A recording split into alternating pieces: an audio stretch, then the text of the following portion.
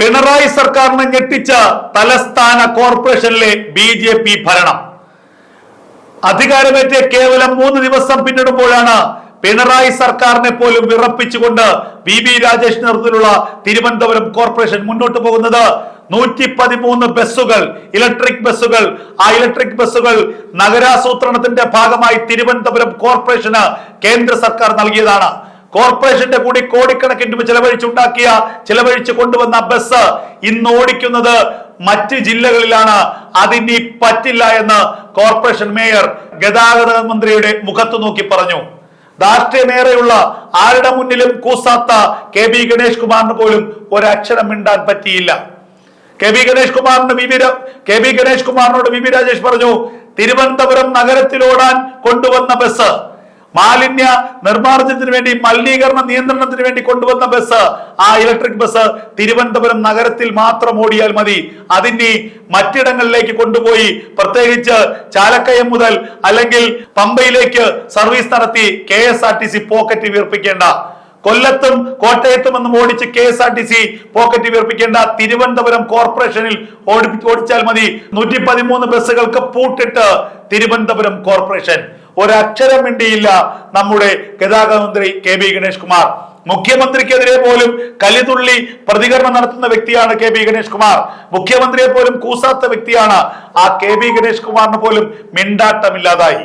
തിരുവനന്തപുരം നഗരപിതാവായി ചുമതലയേറ്റ ശേഷം VV രാജേഷ് നേതൃത്വത്തിലുള്ള ഭരണസമിതി ആദ്യമെടുത്ത തീരുമാനം തിരുവനന്തപുരം കോർപ്പറേഷൻ പരിധിയിലുള്ള വൃദ്ധ മാതാപിതാക്കളുടെ ചികിത്സാ സഹായത്തിന് 50 കോടിയിലധികം രൂപ വകയിരുത്തി. ചികിത്സ ആവശ്യമുള്ള നിർധനരായിട്ടുള്ള പ്രായമായിട്ടുള്ളവരുടെ ചികിത്സയ്ക്കാണ് പ്രാമുഖ്യമെന്ന് VV രാജേഷ് പറഞ്ഞു. കണ്ണു നിറഞ്ഞുപോയി ആദ്യത്തെ ആ തീരുമാനത്തിലൂടെ വൃദ്ധ മാതാപിതാക്കളുടെ. ഇത് ആരോഗ്യമന്ത്രി വീണ ജോർജിന്റെ മുഖത്ത് കൊടുത്ത ഒരു അടി തന്നെയാണ്. വീണ ജോർജിന്റെ ആരോഗ്യ വകുപ്പിനെയും വെല്ലുവിളിക്കുകയാണ്. നിങ്ങളുടെ സഹായം ഇല്ലെങ്കിലും വേണ്ട, ഈ കോർപ്പറേഷൻ പരിധിയിലെ വൃദ്ധരുടെ, പ്രായമായവരുടെ ആരോഗ്യം സംരക്ഷിക്കും, ഞങ്ങളുടെ ഒപ്പം കേന്ദ്ര സർക്കാർ ഉണ്ട്. അതിനപ്പുറം കഴിഞ്ഞ ദിവസം പൊട്ടിപ്പുറപ്പെട്ടൊരു വിവാദം, തിരുവനന്തപുരം ശാസ്തമംഗലത്തുള്ള MLA VK പ്രശാന്തിന്റെ ഓഫീസ് ഒഴിയുന്നതുമായുള്ള ഒരു തർക്കം. ശാസ്തമംഗലം കൗൺസിലറായിട്ടുള്ള R ശ്രീലേഖ പറഞ്ഞു, എന്റെ ഓഫീസിന് സ്ഥല പരിമിതിയുണ്ട്, കോർപ്പറേഷൻ കെട്ടിടത്തിലാണ് VK പ്രശാന്തിന്റെ ഓഫീസ് സ്ഥിതി ചെയ്യുന്നത്, അത് തൽക്കാലം അവിടെ നിന്ന് മാറണം, കൗൺസിലറുടെ ഓഫീസ് കുറച്ചുകൂടി വിശാലമായി ചെയ്യേണ്ടതുണ്ട്. എന്നാൽ അതിനെ രാഷ്ട്രീയപരമായി ഉപയോഗിച്ചുകൊണ്ട്, അതിനെ മാധ്യമങ്ങൾക്ക് ചോർത്തിക്കൊടുത്തുകൊണ്ട് CPM അത് കടന്നൽ കൂട്ടം ഇളകുന്നത് പോലെ R ശ്രീലേഖയ്ക്കെതിരെ വലിയ വിമർശനവുമായി രംഗത്ത് വന്നു. P ശിവൻകുട്ടിയും കടകംപള്ളി സുരേന്ദ്രനും ഒക്കെ ഉറഞ്ഞു തുള്ളി. ഒടുവിൽ സംഭവിച്ചത് എന്താണ്? ഈ വിഷയത്തിലെ യഥാർത്ഥ ചിത്രം പുറത്തു വന്നു. കോർപ്പറേഷന്റെ കെട്ടിടങ്ങൾ കഴിഞ്ഞ കുറെ കാലങ്ങളായി ഭരണത്തിന്റെ മറവിൽ, ഭരണത്തിന്റെ സഹായത്താൽ CPMന്റെ മാഫിയകളും CPM സഖാക്കന്മാരും ബിനാമി പേരുകളിൽ കൈയടക്കി വച്ചിരിക്കുന്നു. അതും തുച്ഛമായ വാടകയ്ക്ക്. 20,000 30,000 രൂപ വാടക കിട്ടേണ്ട ഇടത്ത് വെറും 800,000 രൂപയ്ക്കുമാണ് CPMന്റെ സഖാക്കന്മാരും CPMന്റെ സിൽബന്ധികളും കൈയടക്കി വെച്ചിരിക്കുന്നത്. ഈ വാർത്ത പുറത്തു വരാൻ ഈ വിവാദം ഇടയാക്കി. ഉടൻ തന്നെ VV രാജേഷ് പറഞ്ഞു, ഞങ്ങളെല്ലാം പരിശോധിക്കും. കോർപ്പറേഷന്റെ പരിധിയിലുള്ള, കോർപ്പറേഷന്റെ ഉടമസ്ഥതയിലുള്ള കെട്ടിടങ്ങൾ ആരെങ്കിലും അനധികൃതമായി, ആരെങ്കിലും നിയമവിരുദ്ധമായി കൈവശം വെച്ചിട്ടുണ്ടെങ്കിൽ അതൊക്കെ തിരിച്ചു പിടിക്കും.